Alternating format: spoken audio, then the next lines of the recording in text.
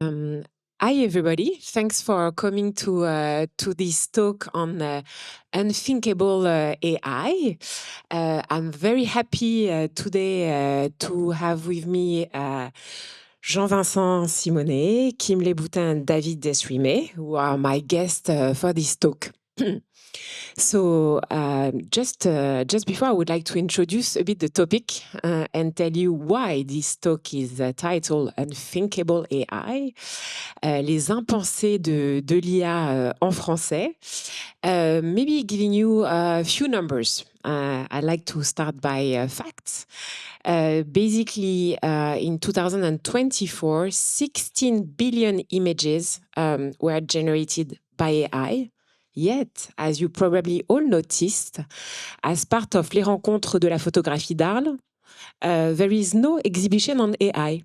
Maybe it's a little elephant in the room. So I'm very happy to have that talk and maybe to talk a bit about it. Again, another key figures, how many data centers in the world? 5,657 as of to date. So basically, AI is there. Whether we like it or not, it is there. It is everywhere in our everyday lives. And again, not part of the program, although I noticed it's actually very part of the Luma program. So maybe there is something also here that we can discuss with our guest. Anyhow, why Unthinkable AI? Because I wanted to give this talk with my guests because they all have something in common. They come from very different perspectives. First of all, they all have very complementary profile.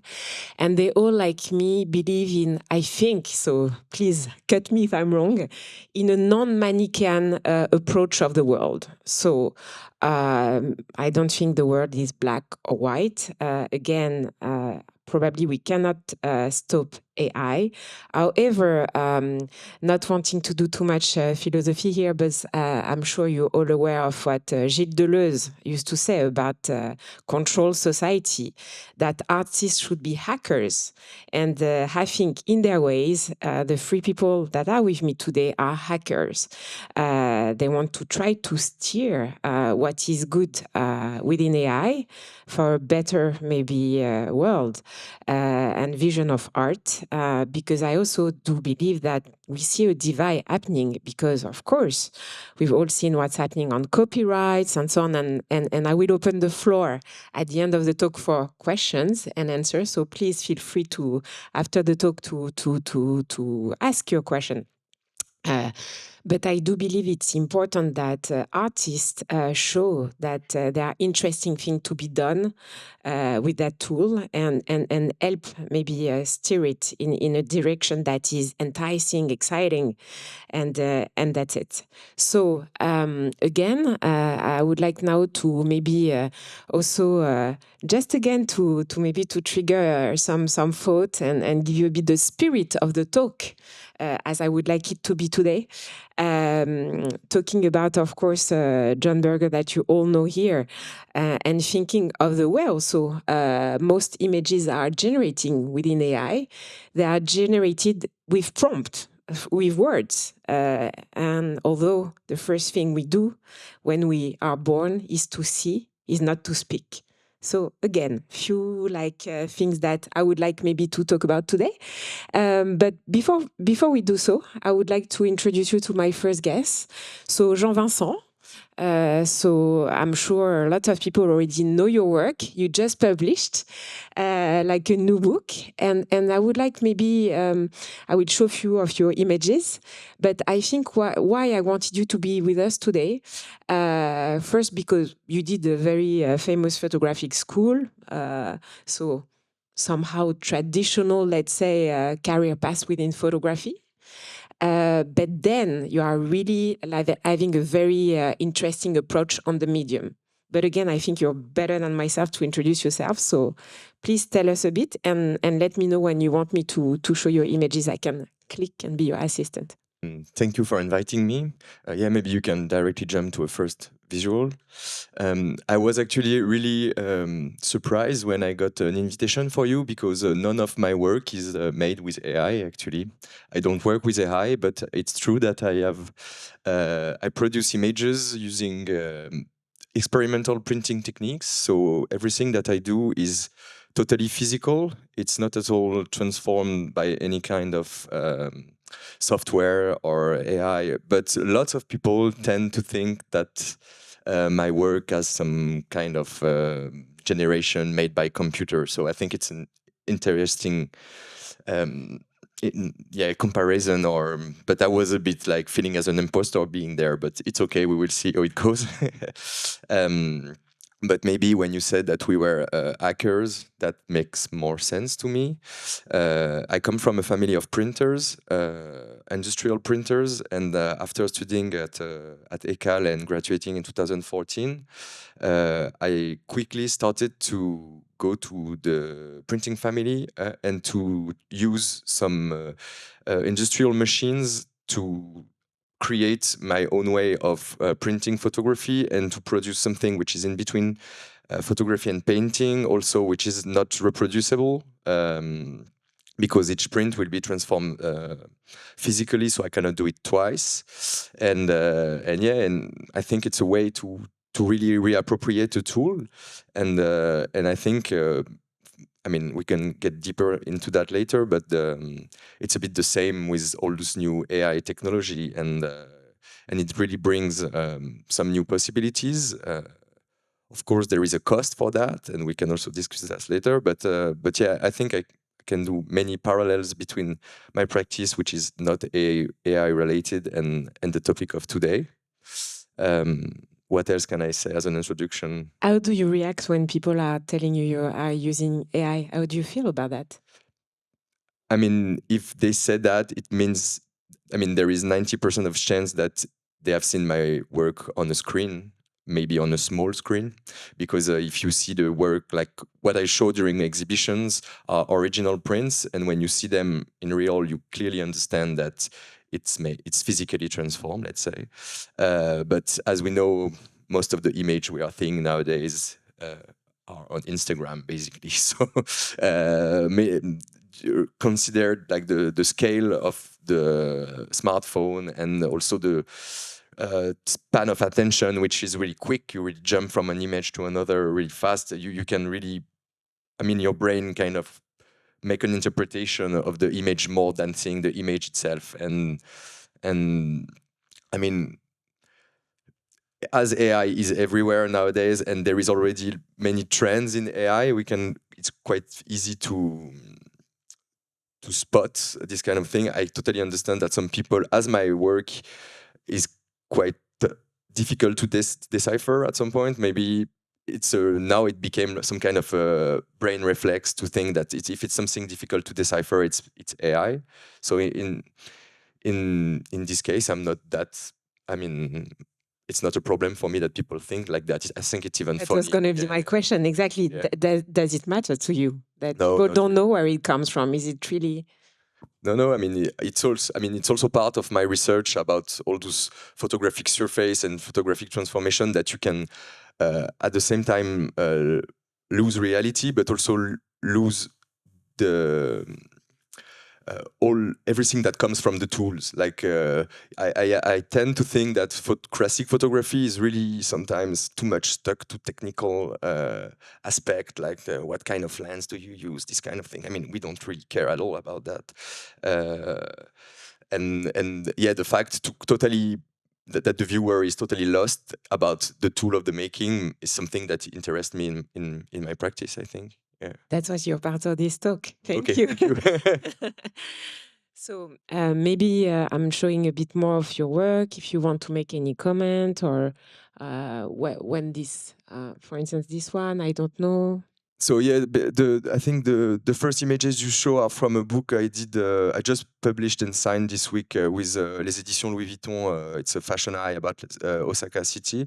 Here, in this project, I really made like a portrait of Osaka, which is a weird city, like stuck between the 80s but also really digitalized. So, but I'm not gonna spend time on that. This project is a bit more special. It's a book I published with RVB Books 3 years ago, I think. It's a book called Waterworks, and in this book I printed the same book 30 times. So each book is hand printed and hand transformed. So it was quite of a long meditative process in the printing factory during a whole summer. And each book has the same sequence, but every image are transformed using my physical process. So each book is like a unique artist book, let's say. So it's more like a collection of print than a classical offset printed book. And it was also a way for me to, I mean, it's funny because I've used this book to create an AI that could recreate my style, because I have each image. There is 35 books in total, so it's like a kind of a database of a bit more than 1,000 images, and it actually works perfectly. It's quite I can really recreate all those dripping and stuff on a small scale with an AI. So like the balance is quite complex to find in between both. So yeah, and I wanted to show this. This is exactly when I produced the book. So this is the mean in this printing factory, which is like really raw and industrial, and has nothing to do with fine art or fine prints. They are really doing printing stickers for big distribution and stuff like that, and to transform those tools, which are industrial tools, to create some books or some prints that have for me like a visual value is an interesting twist. It was also a way for me. I come from this family of printers, so from a legacy of 4 generation, and I'm the only one in my family which is close to printing, but I'm not going to become an industrial printer. So it's also a way to twist the tools, but also like the kind of family heirloom. So for me it was funny to show that. I like how you blur the boundaries all the time, and how you manage to reinvent the medium somehow. How do you feel about the physicality of the medium? Because somehow, if people have seen your prints, it's very tactile. You want to touch, and your process is actually very, very physical. Mm-hmm. Yeah, I mean, I think it might be like somehow a defensive reflex from the hyper digitalization that we are. I mean, I was in another talk yesterday when people were saying that 50 years ago, photographer, if a picture wasn't printed, it was just not existing, because there were no digital way. So you had to show boxes of prints to just that the work exists. Nowadays, it's totally you totally lose this touch, and some images are going from the digital camera directly to the web without any kind of physical appearance, let's say. And for me, it was, I mean, there is materializing my work in any form. It could be a book, it could be some painted prints, it could be any kind of physical materialization. I think it's really important. I mean, I cannot really explain. That's why I like it, that people think your images are digital, when in fact you are much more physical and much more touching than a lot of photographers. So that's yeah. Like, I mean, I think the image speaks for itself, right? So yeah. Cool. Kim. So just to continue introducing each guest. So basically, Kim, you have a completely different background. As a researcher, as a creator, as an artist. So you're also completely hybrid in your profile. I also invited you because you are going to actually launch a very interesting new festival. But I don't want to do the spoiler. It's your role to do so. So please maybe explain to you a bit where you come from, and I'm going to show like maybe 2 of your projects. We start with the first one. Sure, let's do it. Hi, thank you so much for the invitation. to be, yeah, it's difficult because the as Anne just said, the work I've been doing is quite broad and even more recently. So what you're seeing right now is the recording of a video game I designed a few years ago for the Barbican. It was commissioned by the Barbican Center in London. And I worked with a researcher, Professor Henrietta Moore. She's an anthropologist. And the exhibition was called All Time on Earth. The goal of the exhibition was to talk about sustainability and climate change, and they wanted artists or designers to work alongside researchers in order to produce something that would make their research accessible to the visitors of the exhibition. And it was created by Franklin Thiel, which is an amazing agency in London, and they do lots of like trend research. And they reached out and they said, would you like to create this project with this researcher? And I was like, yeah, that sounds amazing. And so the first thing, which was quite a challenge, was to understand her research. And so the main topic she was working on at that moment and that she wanted to share during the exhibition is a research on how to redefine economy, so that instead of like thinking of an economic system that only think of human beings, it also considers non-human beings. So this project started with lots of conversation with Henrietta and to understand what she does and what is the purpose of this research, which is she's calling it relational economy, to show how we're, as human, we are linked to all the other beings, and we cannot sustain without them. And so this is a video game, which is the outcome. But I think the narrative on how it was created is interesting. So I started thinking of so my background. To start with that, my Yeah. background is from interactive design, and more specifically, interactive design for the web. I was raised on the internet. I started coding website when I was 13, and I started playing video game when I was young. And no, I don't play video games anymore because it takes too much time. But I still make websites and I create interfaces. But I also do research and artistic work. And so this was inspired by video games because I think video games are a good way to communicate information in a very immersive way.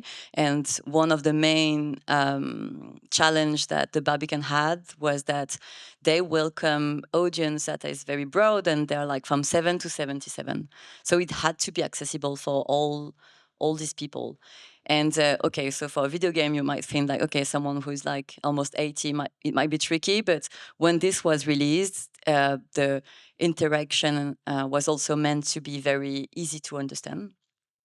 What I think is interesting is maybe like what we talked about with Jean-Vincent, like the paradox between him not using AI, but people thinking his images are AI and so on, is that sustainability and digital are not often words or concepts that are being associated. We all know basically the impact of the data center, of all that, and yet you have a lot of projects that tackle sustainability. Also one reason why I think so. What's your stance on that? How do you approach that? I think is interesting. But I think that so first of all, as you said, for me there's this like we live in a world where we think in a very dualistic world. Like we have this heritage in our thinking, and we tend to see digital as an opposite of the physical. And I think that what Jean-Vincent just said is like proving us that it is not the case. And this has always been what I was trying to share when in my work, but also. J'ai pas tenu le micro. Sorry.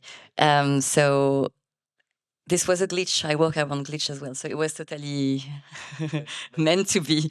But yeah, I think so. But coming from a very digital and nerdy background, to stand there and to say that there is we should not see a dualistic vision between these worlds. And I even don't like to call this word, but like I would say paradigm of like how we think is an issue. And this is what has led me to do research, because I come from this digital background. I had lots of like peers from this world who were not really interested eventually about what we produce when we create interfaces, what it produces in people's life and even like people's body. And I've been researching a lot around, for instance, like people are very like are using smartphones a lot, and it's changing our ability to use our hands. There is a Michel Serres, Les Petites Poussettes book about that. And there are lots of like injuries that we have because we're like this on our phones and these kind of things. So re-injecting the idea of how do you integrate the body within the way you create interfaces is important. For this project, it was also part of it, like how are we going to create the interaction with this? So there was a lot of research. So it's not to get into the details, but it's like a tactile, it's an iPad and there is a screen in front of you, but you should be looking at the screen, not at the iPad. So how do you, the iPad is good because we are all used to touch screens, and then we can turn that into a device, but then making people look at the screen and trying to find something that is very intuitive so that people can actually interact and play that game that only takes 2 minutes. And within 2 minutes, you complete the game, and it's based on an algorithm that we created based on Henrietta's research, which is algorithm is a complex word to say. It's just a table. It's that says, so you can embody different characters: the mountain, the river, the bird, the human is also part of them. And the table is just like, how much do we depend on each other? And so we human in this table that she created for the game, we depend a lot on other beings. They don't need us much.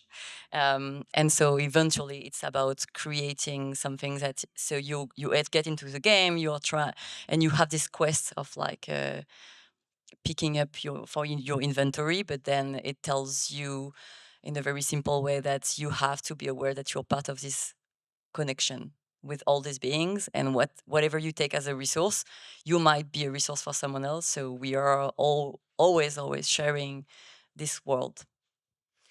Second project, maybe? Because that's quite a good transition, actually. I think everybody knows what happened at that time. Yeah. So COVID was a moment where, for me, as someone who works in the digital, I was not really affected in my work, in my practice, in my life. That's another story. But in the practice, there were so many people reaching out to create virtual worlds, and that's something that I do in my practice. This one is a personal project that I developed during the COVID, while we were all at our windows, and there were so many in the magazines, so many pictures of people standing at their windows and looking at the world, where we were all in the dans la quarantaine. Quarantine. So I created that in its 40s.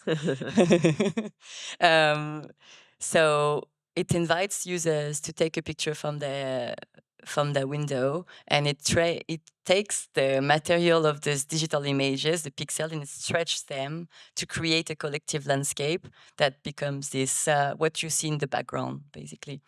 So it's kind of like melting down all the pixels of the skies to recreate a collective landscape. And yeah, the piece is still online. It's through the window.online, and it's still running. And obviously, like, there is sometimes we see colors and you're like, that's not the sky. But I think it's really interesting for me to think of that as a way to create something together, because there is a lot of and rightfully a lot of criticism around technology and digital technologies that are making us alone and lonely and separate us from each other. And I like to think of interfaces that can provoke the opposite. And so for me, that's interesting to like, you make this gesture by yourself while you are in quarantine, and you actually participate to something that only makes sense when everything is together. So your image by itself, it doesn't really matter. So I think it's perfect transition to say, why then have you decided maybe to launch a new festival? Which name is New Ways of Seeing? Tell us a bit more. It's it's a bit everyone will want maybe please to come to participate. Paris, end of October. There is this festival called New Ways of Seeing. So it's gonna happen on during Art Basel in Paris. And it started with this. So you had this quote from John Berger at the beginning. So Ways of Seeing is John Berger's most famous work. So you might all know what it is, but I'm just gonna very, very quickly introduce. It was created at the end of the 60s, early 70s. It's a BBC TV show. It's also a book. And it was created at this moment when the television was in our homes. And John Berger is a writer, and he did this research about the fact that suddenly the images arrived in our homes, and in this device, which was the TV, we had images that were art and images that were advertising, but we were all seeing them in our home in this frame that was making everything at the same level somehow. So it's a study on like how images are changed by this technology that was. Yeah, and I think it's a perfect parallel with what's going on. So that's why we both use that. And so New Ways of Seeing is an attempt at doing the same gesture. So the festival is actually the first event that I'm creating, but I'm creating a non-profit organization which is called New Ways of Seeing, and I hope to do more things like that, like workshops, but to have these conversations about how technology is shaping the way we create images and the way we receive images, and through technology, and especially right now, the technology is moving in a very, very at a very quick pace. So the themes that you see below are the themes that we're gonna have during these conversations. These conversations are bringing together artists, researchers, designers, creative technologists, and it's really meant to be for an audience that doesn't have to have a background in the understanding of technology.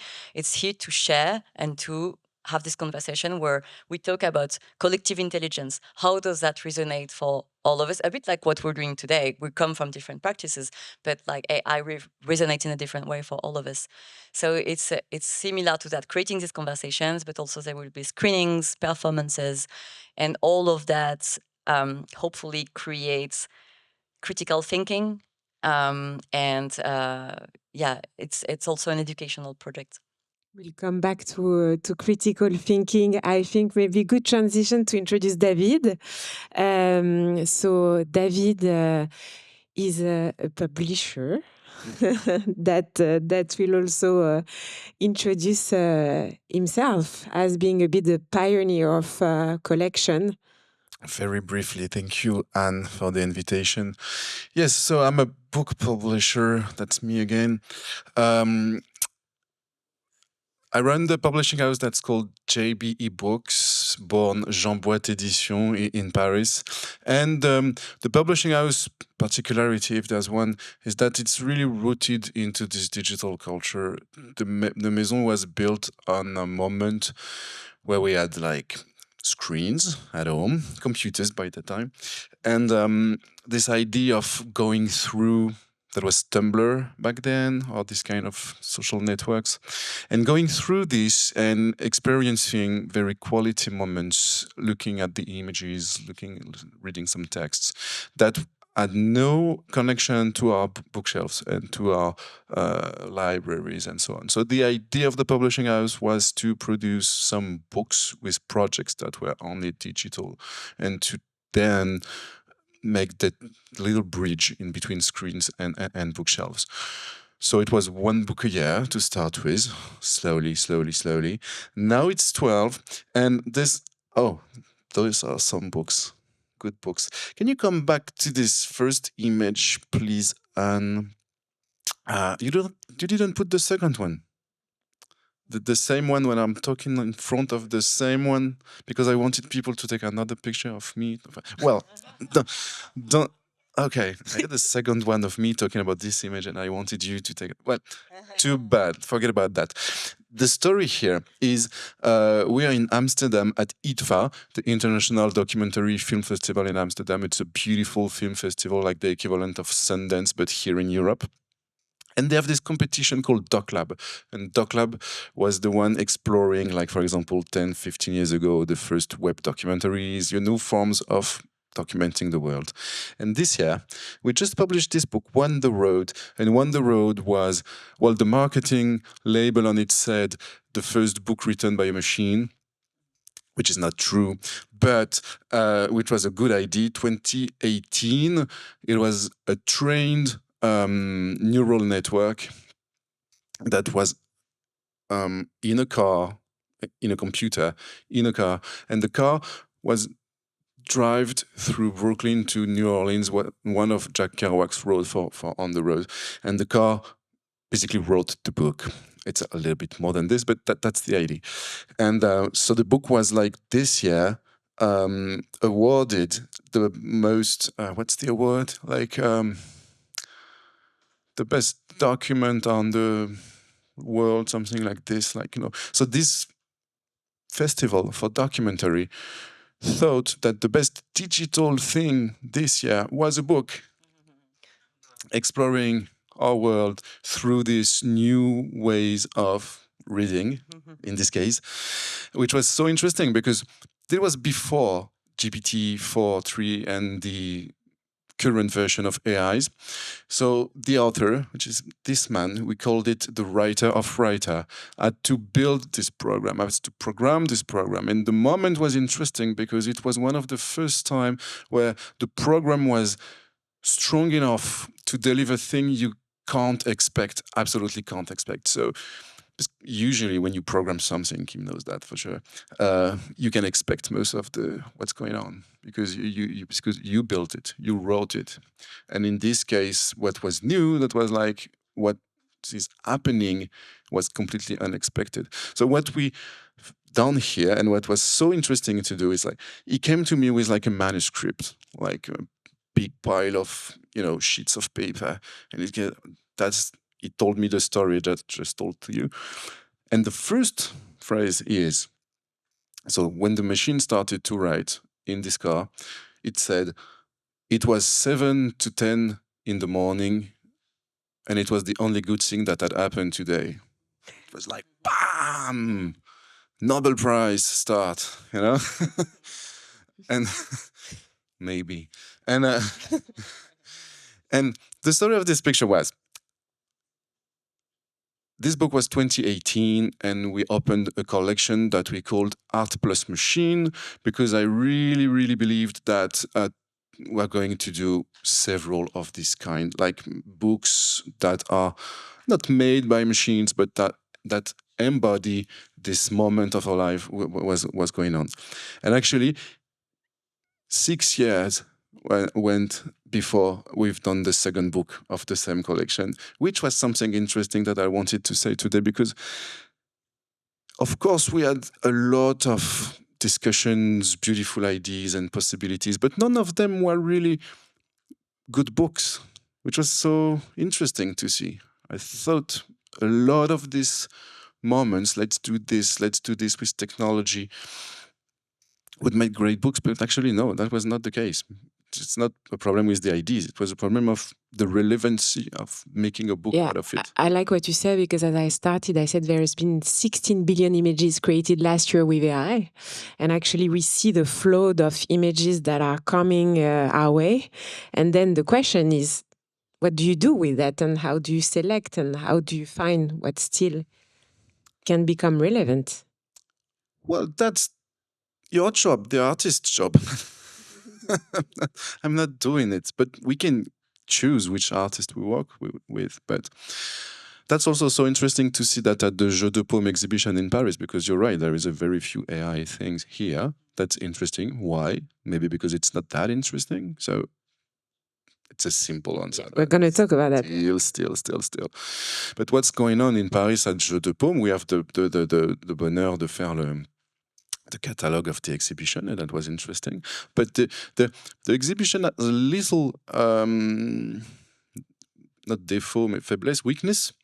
It's like we really ask for artists something I'm not sure they could really give. Like the Jeux de Paume exhibition says, artists, tell us what's going on in this AI world and what can you do with that, and reveal to us the world we live in and what's the way of producing new images. They can't do that, really, not if we ask like that. There are interesting projects, but not all of them has a real meaning being like exposed in a museum situation, things like that. It's like, so that's interesting. This exhibition is interesting because it shows really like weaknesses of, we request artists to visualize, do something, tell us the world. Well, no, it's not that easy. So, well, that's it. I'm talking too much, but that was the road on the left when we talked about digital Doc Lab Award for digital storytelling. That was the award. It's books for digital storytelling. And then 6 years after, I've done these 2 books that are completely about AI. This one, Outside, is really made by the 2 most beautiful artists. I love working with AI. There's Kay Alado McDowell, also running the AI and art program at Google for more than 10 years. Really, he knows about it. He really knows. And he wrote a script for a comic book. So that's human writing. But you wrote the script knowing that it will be prompted to create a comic book, which changes the writing and the ways of writing something, because you write a beautiful script, great story, knowing that this will be a prompt at some point, and it's changing everything. So Ilan Manwash took this script and made the images with the help of, I think it was Midjourney. And it's a cartoon. So yes. And no, you no, mean but for people who haven't seen the book, inside the images, it's beautiful. It's amazing. It's a great comic book. It's just a great comic book. And as we don't tell the whole story, we have this little red band, unprecedented level of, I like bands around the books, like first Gonzo, that was it. First Gonzo artificial neural network is a genius writer. Because each time the form that you give is different. And again, I think you, the 3 of you, have in common this hybridization of the world. We talk about Jean-Vincent and the physicality of printing, and yet the photography.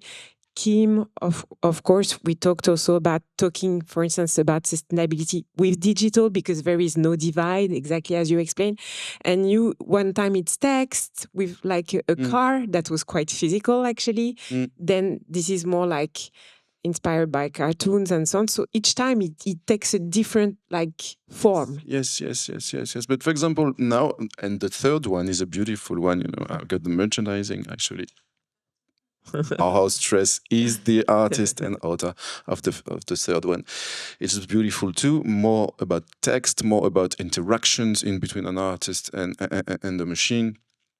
That reveals to us, of course, that in every moment like this, all resides in the quality of the question. That's why I'm going to stop talking. But now I have the feeling, like, for example, right now, that I've done my AI trilogy, and I don't want to make another one anytime soon, which might be wrong and change my mind. But this is like, tell us why. The machine writing the text. This is like this interaction in between prompting, generating images, putting all together in the shape of a comic book, which is perfect for doing that, merging text. And this is about like discussion, conversation, and that's it. No, I don't really know why. I have no more.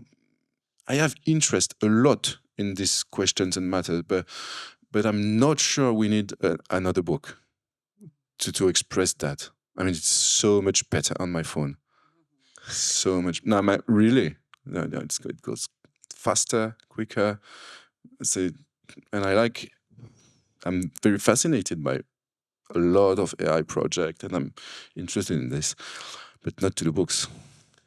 So now that we've done this little round table, I would like to interact a bit. I think speaking of unthinking AI, which is the theme of today, how do you explain? And I don't know, each of you can talk or whoever want to answer my question that why again no show this year about that at Rencontres de la Photo, when we know that there are so many topics about like basically the rights. Why like how do you explain that, and do you have like ideas on how it's going to evolve or how you feel about it?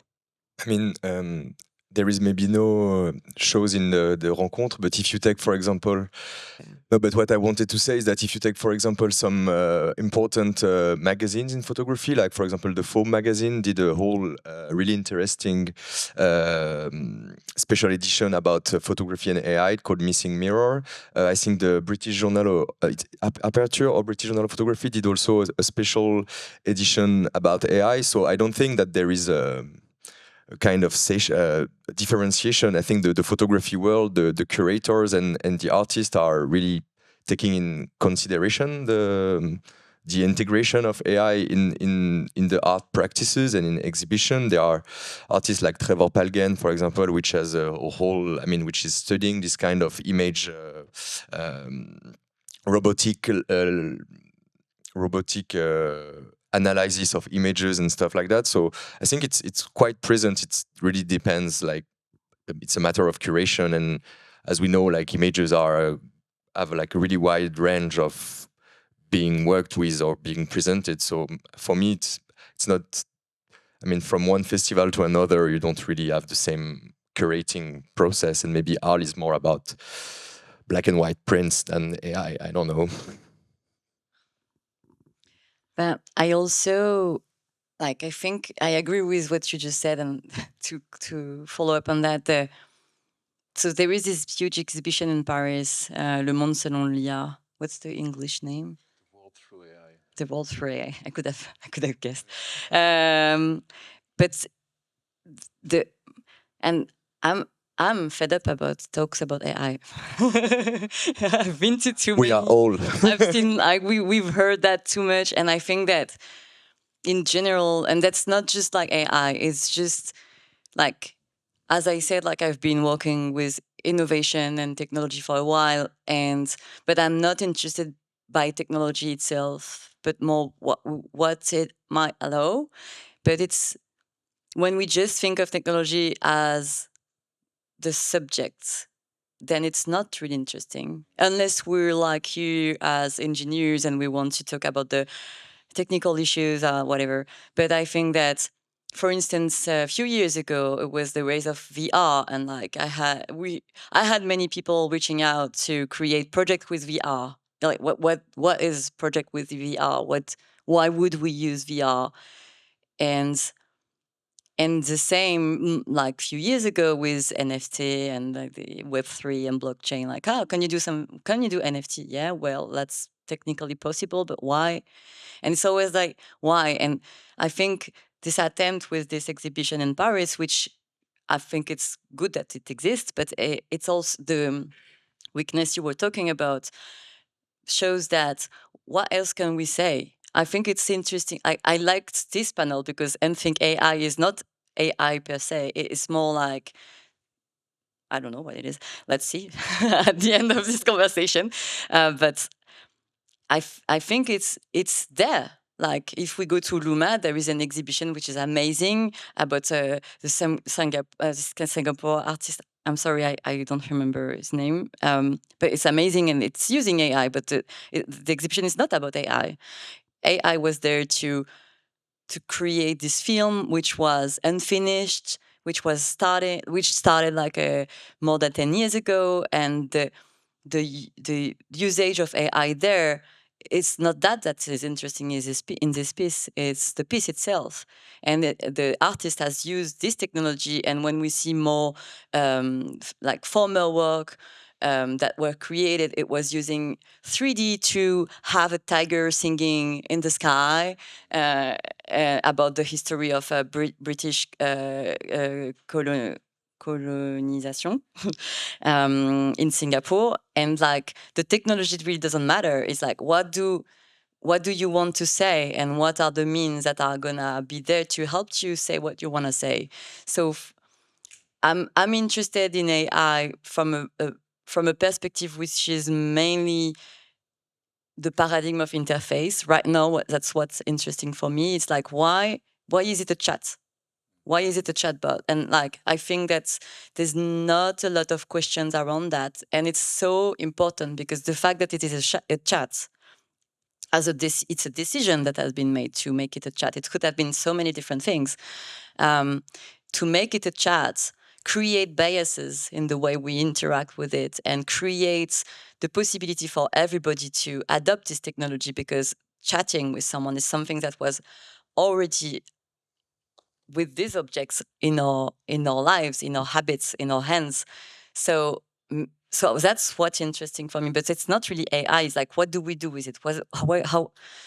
How does it look like? And of course, I'm testing all the new tools like VO and like all the new stuff. It's interesting to see, but I see a lot of people trying to create things that could have been produced with other tools. So I'm not really interested. But I mean, it's beautiful images, but it's for me because I'm deeply interested by innovation and new ideas and how to create new things, but not just for the newness of things, just because of like questioning the present. Voilà. I agree. The conversation is done. No. No, but I mean, it's a good resume that it's just a tool at the end. And is it a tool or a medium? Big debate. It's a tool, 100%. No, it's not a medium. It's a tool. It's one of the first tool that does thing we don't know we need. That's the thing about that tool. It's like, you wanted to put a nail in the wall. Okay, you invent a hammer, and it's like super useful. And AI definitely does so many things. The tool is so powerful.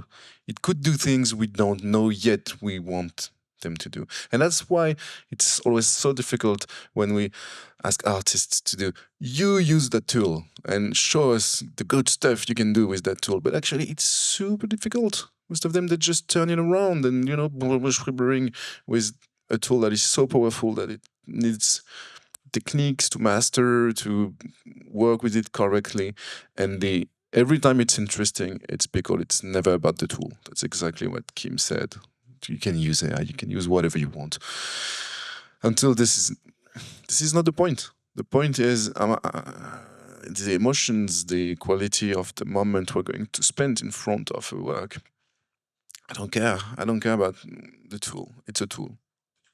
Let's close this question. Maybe one last question before we open the question to the public. I think maybe about copyright. It's quite interesting. You're a publisher. There is a lot of debate about copyright. You what? To whom does it belong? How the machine is being fed and so on. Do you want to maybe comment on that a bit as a publisher? I think, I can do that because I don't have many friends on that subject, but I share with you the ideas. Because as publishers, we have this thing with copyright that is publishing is a very traditional practice that is traditional network, that is a network of value that goes from creation of text, of images, of whatever you want. Then you build a book, then you have a client that is the bookseller, and then he has clients that are the readers everywhere. So as this is very organized, the questions of copyright were very important. And when we started to do this publishing house, the interest of having a small press, which is still the case, was that we were under this kind of radar. Because if you take, I don't know if there's some books like this in there. No, we have only like good, copyrighted, beautifully made. books on this picture. But the first books with the content coming from the internet, the very first book was The Nine Eyes of Google Street View, beautiful work by John Ruffman. He took pictures inside Google Street View, but it was right after they made Google Street View.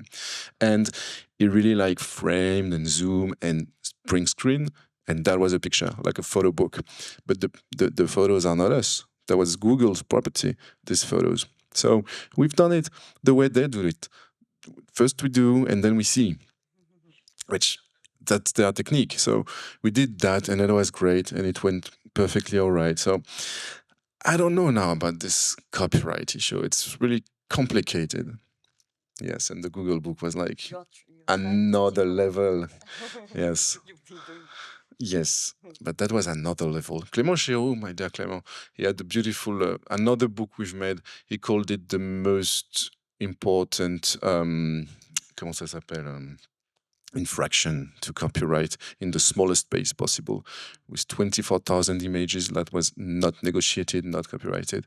But that was also a way to address the fact that when you go on Google Image, you don't ask yourself that, because you just going through, you can even write the name of photographs, you will see all the photos. An artist, you will see all the works, and so on and so on and so on. And at this moment, it seems okay to do that, and it's an habit. So I don't know what's going on now. I don't have really answer about copyright. I think indeed I'm sure we have everybody put has it. everything online, so everything is feeding the beast. So we might entering a world where we need to rethink that another way. And You know that I like to ask questions, and I like also that people share their questions with me. So maybe we can end this before the public can ask their questions. So it's my signature question.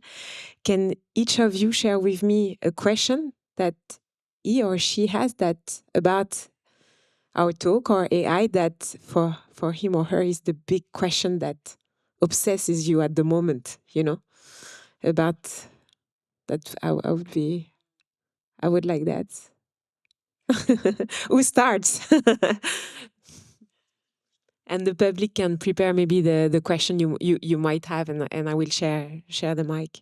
Okay, I start because no, but it's Thank you, this is thank you, coming Kim. as a Thank you. surprise. There was no prep for this. Thank you. So as an improvised question, which is, I think it helped when you said obsession. So what obsessed me, and I've talked about it already, is the question of, it's actually a question of design, the design of these tools we were talking of. And so when I teach in lots of art schools that are not digital, like they're more like traditional applied arts and design schools. And I go to give workshops, lectures, and I'm here as the nerd teacher, whatever. And one of the things I say to the student is, when you sit on a chair, it's uncomfortable. You change, you get a new chair. With the digital objects that are here every day, the interfaces, but also this and like all the issues that are provoked by these tools, it's uncomfortable, but we do not question them. We do not question these uncomforts. And so what I'm trying to say to these young people who are the designers of tomorrow is like, please try to have the same like critical mindsets around the design that you might produce within this digital world. And it's also a reason why I don't want this separation between the physical and the digital, but how can you bring the same level of awareness when we talk about when you design digital? So that's one of the things that is very important to me, to unleash criticism from people, not just designers, but from people, to be empowered. Because at the end of the day, that's what we're missing, is empowerment against all, like, against those tools. Because it's like there is an agency that is like directing how they look like, how we should use them, how they enter in our lives and everything. And it has always been like this. the cars are like that because in industry has decided they're going to be like that. But with this tool is really going into our intimacy. So we have to awaken and to be there. And I think in the work I do, I'm trying to convey that.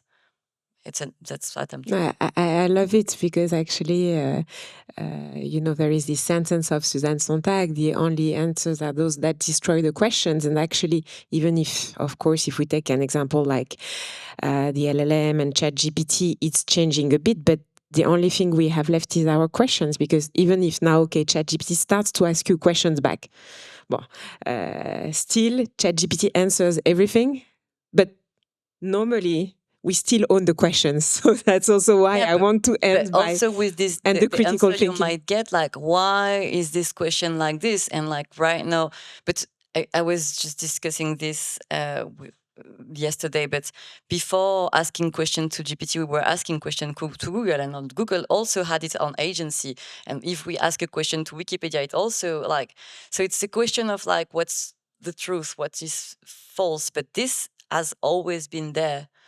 Like, it's the history of information that is always, information also comes with disinformation. And so like with AI, it's a very important thread because of the amounts, the quantities that you started with, the quantity of data that is going to produce, and how much we rely on this tool. And for me, also the fact that it's a chat that is giving you this answer that you perceive as an oracle that tells you something. So you are very passive in this situation, whereas like with whatever. Okay. Thank you. Yes. And I like that. I like what you say about design. For example, also so interesting to see that Jonathan Ive, Jonathan Ive, he was the designer at Apple that changed our life by designing the iPhone and all these things. So now he's off with this. He's just been hired by OpenAI. So GPT, it could be bought by OpenAI, which is interesting because they've reached that point that they need to embody and to design something that incarnates the oracle, which is crazy. I like that.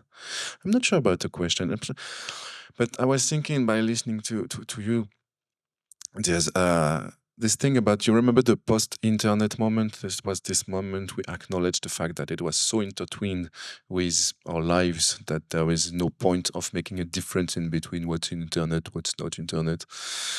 And I'm curious about what's coming with this post-AI moment that going to intertwine so much that we won't have to know if it's internet, AI, or anything like that. I think we've not reached that point yet, but I'm curious to see what's coming in that direction. Thank you. Yeah, I didn't really have a question, but listening to both of your proposition, I have a lot of passion about, for example, cyberpunk and like anticipation and stuff like that. And maybe the only question that could really trigger my mind and is like, where does it stop?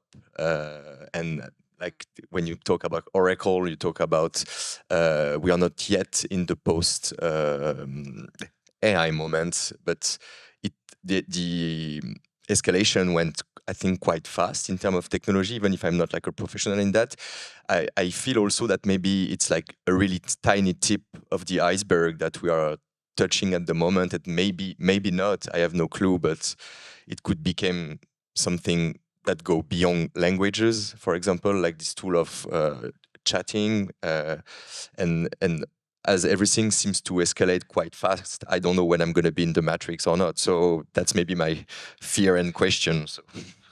Nice. Okay, thanks to all of you for this insightful talk. Maybe it's time for the question. Is there any question? Je pose ma question en français, on la traduira après. Vous connaissez tous la commande du MoMA à Réfik Anadol. À ma connaissance, il n'y a pas de commande identique par le musée français. Et donc, pensez-vous qu'un jour, il y aura une commande de la sorte et que les musées français vont donner leurs data à qui? Donc, est-ce que la qualité de l'outil et les moyens quand même comptent? I will do the translation and you'll do the answer. Is that okay, David? Okay. Yeah? Or you want to do both? I mean, go ahead. No, please go. Yeah, Yes. just to say, so basically we're talking about the artist Refik Anadol and the fact that the MoMA commissioned a piece, and the question that was asked is, will a French museum do so one day, given the data implication of that piece? Yes, I don't know about who, when, what, but what's interesting with French museums, I don't think they will give away the data because of the question of copyrights and because of this relationship with the artists. But I know because museum directors and friends, they said to me, they've done one thing. They've created a committee to work on AI, and that's it. They're just going to, they have to, by ministry order, think about AI together and invent something. But they're quite lost, to be honest. They don't absolutely know what to do at that point. Can you hear me? Yes. Thank you. Very interesting talks. I agree with you that AI is a tool and the role for the human creator will remain incredibly important. My question is simply, should a creator always label their work as being assisted by AI if it has been, or not? Is it beholding upon them, do you think, to confess, if that's the right word, or does it not matter? I think if we consider it a tool, like Branco's didn't say like, oh, I use this type of, I don't know the name of the tool actually, but I didn't. I'm using this to create my sculpture. I don't. Who is asking us to label it right now is Meta on Instagram. You can say this image is whatever this post has been created assisted by AI. I don't think in the if we're talking about the realm of like arts, as I was saying just now, like the piece just next door is using AI. Pieces are using AI, and again we go back to this thing like if like it's the same with it was the same with 3D. It was the same with photography. Even it was so for me it doesn't really matter, and it only matters in the case of what David was saying, like when the piece is only created to talk about AI. So and then it's like the snake eating its own tail. So yeah, for me it's a very obvious answer that it doesn't really matter and it should not matter, but it only matters when it's a label that is there to say we've done this AI whatever we've done. And it was the same with so many different technologies that we have seen recently, but even more before. And I think it happens from what I see. It only happens when it's a question. It's a marketing question.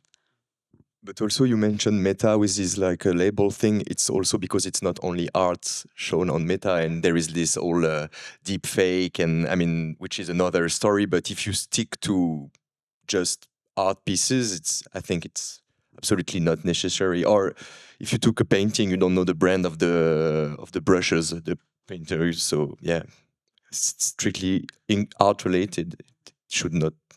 In a few years, maybe everything will be. I mean, even if you take a picture with your iPhone, there is an AI which is separating the sky from the subject and re-putting together without you knowing anything. Am I right? I think so. Yeah. So basically, everything is made with AI. In a more, or I mean, it could be a little stuff or the whole project, but it's starting to contaminate every part of like digital artistic creation. So you can really dissociate it, I think. If you feel the need to say, "Oh, sorry, I used AI," it's because it's a lazy work. It's like if you do your work, you use whatever you need to do your work, and then you have something to show. That's it.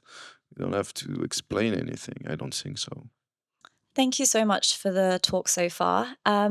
So my question is surrounding this discussion about AI becoming intertwined with our lives and sort of bounces off the last question that was asked.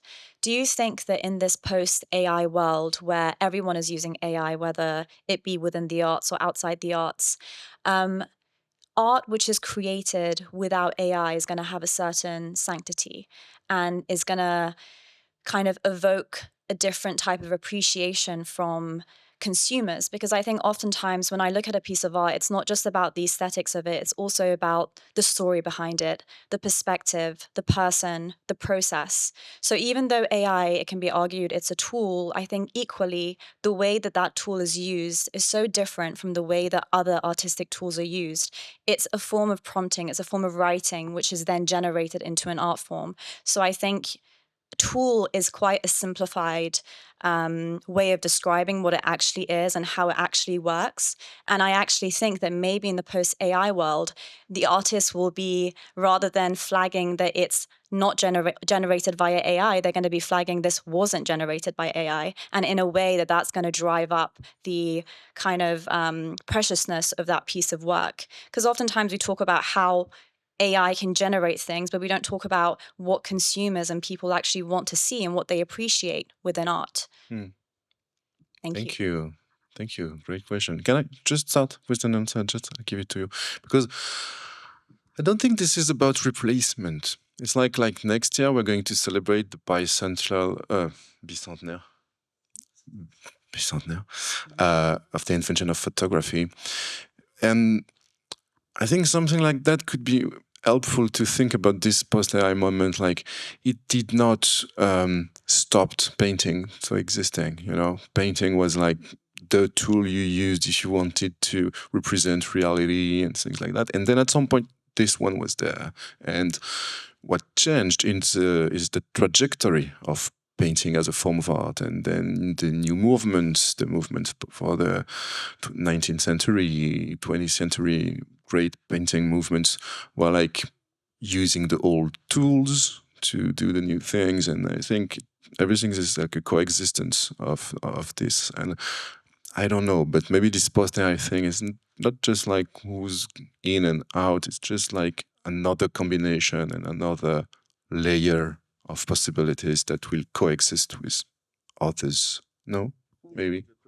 No, but, I mean, I'm just going to repeat what you said, so it doesn't really make sense that a new tool or new technology or a new way to produce is just making the whole train following, which was ahead of it being transformed, and we got new kinds of painting because of the invention of photography. So I guess AI is also a way to shake the photography world in a way, and yeah, everything is intertwined. But I have a question back because you talk about consumers, so I wonder like where your question lays. Is it within a world where we create images for, like, to go back to John Berger, like, is it in a world where we create images for consumption, or is it within a world where it's the images for art? Is it?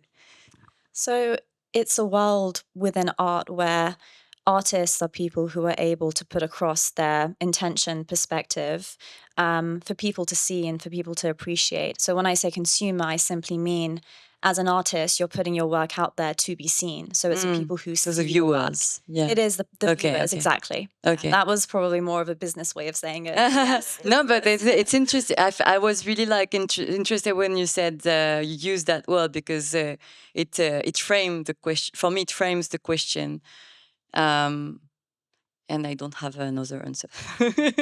But I think for me, like, speculating on like what things are gonna be, or what things are not gonna be, this or that. I'm not an oracle. I have no idea. I think that I just try to look back at what happened in the past when there were other shifts in the way we create these images, and that's also the main subject of this festival. And trying to not just see what is in front of us right now, also because we lack distance. We need distance, and right now we cannot see what is just there. It's so I'm trying to look at what happened in the past and how we can create bridges, because it's often a story that is repeating itself, as Jean-Vincent was saying, like the unleash of abstract painting due to photography. So there's gonna be things that are gonna be unleashed for sure. It's already the case, but But to answer one of the points that you raised, I don't think that it's gonna do something to the art that has been produced before without it, or to the art that is gonna keep being produced without it. I think it's just like new images using the technologies of today, and I think that photography, or like, like analog photography is still there. Like the digital photography has not erased digital analog photography, and it always reshuffle things and create new types of production. But I don't think it's not a replacement. That's And sorry, just to follow up. So, in terms of me saying that, is it going to be viewed in a different way? It's not just about how it was produced, but it's also factors like the environmental impact. It's something that I think a lot of the younger generation do care about. Yeah. So whether that's going to play a part in how it's viewed and how it's taken to be. Yeah, but don't you think that this question of like how things are being produced is something that is for everything? I think it's a question that is like for everything that is being produced, like that should concern everything that is produced, and AI brings another level because of like the energy it takes, but it's for everything. I think there is lots of things that we need to rethink, given that awareness that we have, but in certain part of the world right now they're questioning that. So like it's not just a topic that for me at least, it's not just a topic that is about AI. I think it's in general the question of production. Thank you. Thank you. I think there was a question just, voilà. Thank you so much. Yes, I have a question. It's not about copyright, but it's a bit close. For me, like the artist, photographer, creator is someone who finds something new, fascinating, something which touches the others. And for example, if you take the creation of the book, where is the point of the creating point of artistic? Where is this artistic moment of finding something new? Is it in the hands of the author who writes the script or this program? Or is it in the network itself, or is it in the work which the model has been trained on, like the many other works? I mean, where is this point of new? Thank you. I don't know. I think as we said, this is a very small press that I run, so it's very like emotional. I mean, I choose. So that is kind of a curating thing. So it's all about the feeling. If we have this combination of the feeling of the content, the dispositif, the technology shock that this is possible and I didn't know it was possible, and if everything combines and we say, oh, that will make a great book in my shelf, but also for the characteristics of the book, which is to be perennial. That's a book I want to have, read, or just look at in my bookshelf in 10, 20 years. Also to remember that moment, also to remember these moments, these shifts.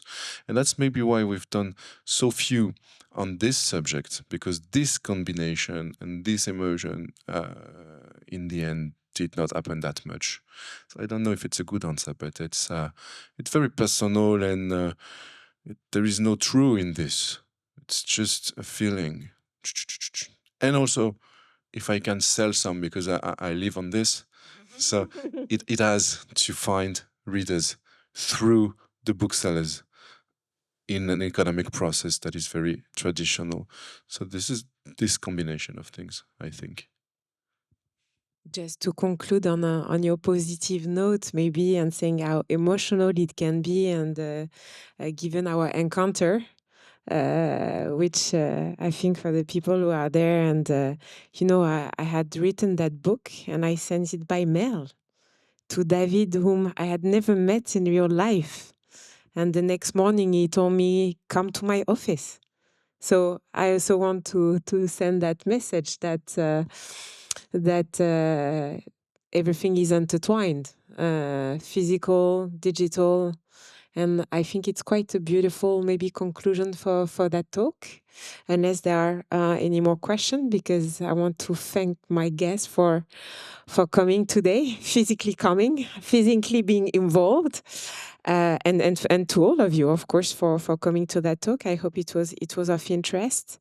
And I don't think I've missed any question, right? So thank you. Thank you.